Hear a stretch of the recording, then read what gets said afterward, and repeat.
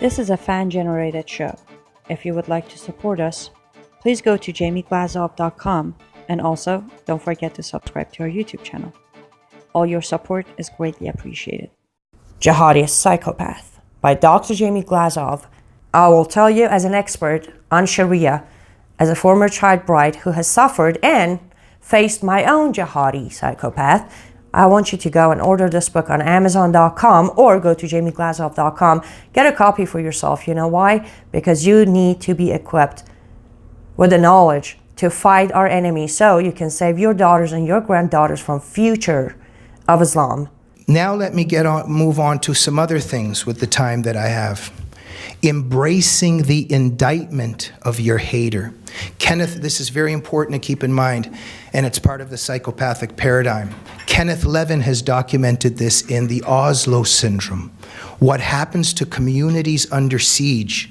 So in terms of the Israeli context, the Jewish people and the Israelis on the left that needed to be deceived during the Oslo process. And no matter what you show them in terms of that these people want to kill you, they begin to think, oh, just look, just a little bit more land, just a little bit more money, just a little bit more hugs and it'll work. But the embracing of the indictment is very important to keep in mind. What are the anti-Semitic caricatures? Oh yeah, oh that's true. Oh Jews, yeah, you're right, we do act like that. But guess what? I'm not gonna act like that anymore. I'm going to de-Judify myself, and I'm not going to be one of those Jews. That's those Jews over there. To embrace the indictment of your accuser. But with the Noam Chomskys, when the Noam Chomsky Jewish individual goes to embrace Nasrallah, and now I have to be very careful here because it's not always that they think everything will be okay. There's two layers there. There's some that have been deluded and they think everything will be okay. And the other phenomenon takes 4 hours, and Daniel Greenfield is an expert on this. There's such a hatred of oneself that they're trying to shed themselves of their own unwanted selves, blurring themselves into a totalitarian whole, and they sacrifice their lives for it. Now, that might sound like some mumbo-jumbo at first, but people say, I don't understand. Why do these feminists go to Gaza to fight against Israel and they all get raped there and enslaved by the Palestinian terrorists? It's the same thing that the fellow travelers did throughout the whole Cold War. There's a hatred inside for the human condition. There's a hatred inside for God's order. And so these individuals are shedding themselves of their own unwanted selves. But my point here directly, because these points do connect, but what I'm trying to crystallize here is embracing the indictment of the accuser. Not mutated, a carbon copy of that, what's happening today in terms of the kafirs, the unbelievers.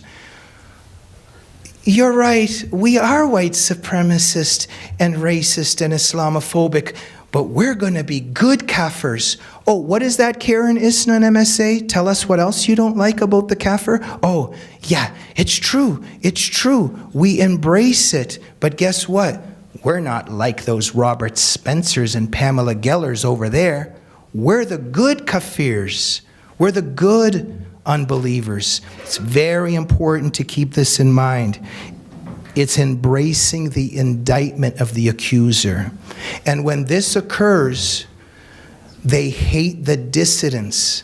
The prisoner of the psychopath often hates the person telling him or her the truth and that wants to rescue them. And they begin to hate the truth teller and the resistor. So why Laura Loomer and Tommy Robinson and Anne-Marie Waters are not on Twitter anymore? Why Louis Leinhart and Steve Amundsen and David Horowitz and Mark Tapson and Daniel Greenfield and Nani Darwish, why we're called all these names, not just by the Islamic supremacists, but by their minions on the left. And so this is their process of what they're doing. I'm just trying to think here of 5 more minutes of what to fit in today, of what my book is about, because these are the dynamics that are happening today. I really have to stress one more time what I just mentioned about why what the leftist psychology is when the radical feminists are marching side by side with Islamists, screaming Allahu Akbar. They will be extinguished within 30 seconds if that Islamist gets into power. And you always hear, well, why do they do that? Why do they do that? It doesn't make any sense. And that always really bothers me, to be honest with you. Whenever I go on shows or I see it on TV, are we ever going to move on to the next stage? It's the same questions over and over. Why do they do that? You know, Bill O'Reilly used to really get on my nerves. That thing that he played with the "we're fair and balanced" thing. Bill, are you ever going to move on? Oh, why is he doing this? Well, why is Obama doing this? Why are they doing this? Well, invite David Horowitz on your program and he'll explain it to you and then we can move forward because it makes complete sense. They're leftists.